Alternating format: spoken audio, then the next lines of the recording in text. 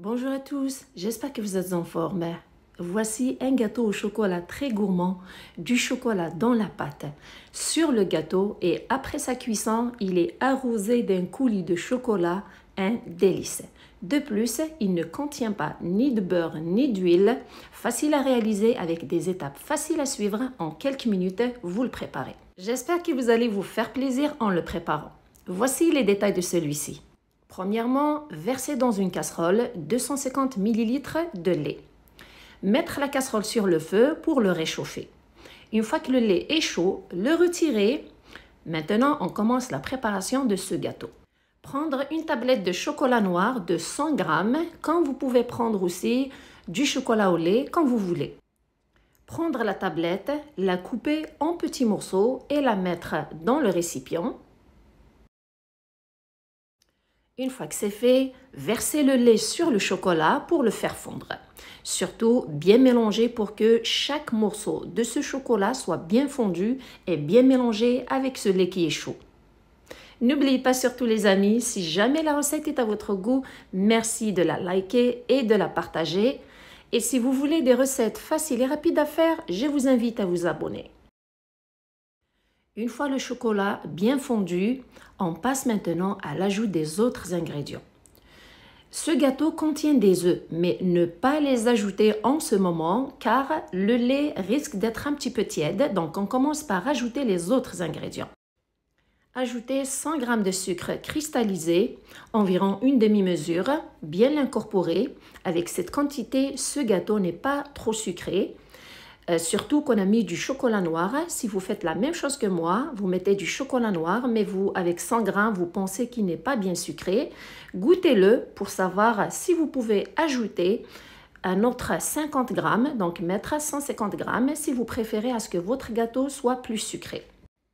Et pour que le gâteau ait une bonne texture, ajoutez un pot de compote de pommes de 100 g. Si vous n'avez pas de compote de pommes, vous pouvez le remplacer par du yaourt nature. Bien l'incorporer aussi. Puis, ajoutez du sel. Pas une pincée de sel, 2 à 3 pincées de sel, car le sel rehausse le goût du chocolat. Par la suite, surtout pour bien parfumer ce gâteau, ajoutez une cuillère à soupe de vanille qui se mélange bien avec du chocolat. Assurez-vous surtout que le mélange dans le récipient est froid avant d'ajouter 3 œufs. Cassez les 3 œufs et pour avoir un gâteau qui est léger, aéré et moelleux, de préférence et de le travailler avec un batteur électrique, travaillez tout ce mélange environ 1 minute. Une fois que le mélange est homogène, on procède maintenant à l'ajout des ingrédients secs. Ajoutez encore 2 cuillères à soupe de cacao pour accentuer sa belle couleur chocolatée. Puis on procède à l'ajout de la farine en 2 versements. La première mesure de 120 g avec une cuillère à soupe de levure chimique.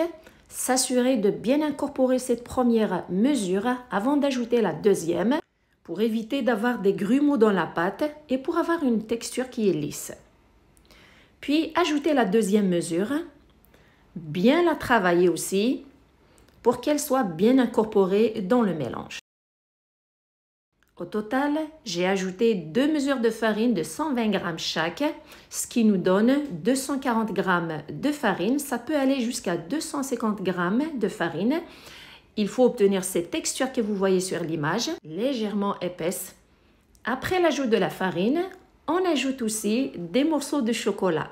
Je vous ai dit, c'est un gâteau qui est très chocolaté. Les morceaux de chocolat qui vont flotter dans ce gâteau que vous allez retrouver dans chaque bouchée de ce gâteau. Ajoutez environ 100 g, 50 à 100 g de chocolat en morceaux. Et le mélange est prêt, on le transfère dans un moule à cake ou un autre moule de votre choix que vous avez badigeonné au préalable d'huile végétale. Versez le mélange à l'intérieur. Vous avez remarqué, on n'a pas mis ni de beurre ni d'huile dans ce gâteau. Le seul gras qu'il contient, c'est le gras qui s'y retrouve dans les morceaux de chocolat et la tablette de chocolat. Le verser dans le moule. Et une astuce pour avoir la ligne au milieu qui gonfle, prenez votre spatule ou votre maryse, même avec un couteau, Après l'avoir bien étalé à l'intérieur, faites cette ligne, tracez cette ligne au milieu de votre gâteau pour avoir la craque qui se forme après sa cuisson. Juste avant de le mettre au four, mettre encore plus de morceaux de chocolat dessus, des pépites de chocolat ou des morceaux de chocolat de votre choix pour le rendre encore plus gourmand. Le faire cuire au four à 180 degrés Celsius, 350 degrés Fahrenheit, entre 40 à 45 minutes, ça peut aller jusqu'à 50 minutes. Tout dépend de votre four. Pour s'assurer de sa cuisson, utilisez la pointe de votre couteau ou un cure-dent. S'il sort sec, le gâteau est cuit. Le sortir, le laisser se reposer quelques minutes avant de l'arroser d'un coulis de chocolat. C'est du chocolat fondu au micro-ondes avec un petit peu de lait.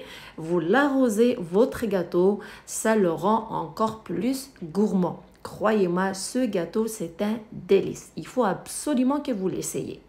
Un gâteau qui n'est pas très sucré, avec des ingrédients simples, qui se prépare en quelques minutes. Dans chaque bouchée, vous goûtez que du chocolat, plus de chocolat. C'est un délice. N'hésitez pas à le préparer. Prenez soin de vous surtout et à la prochaine!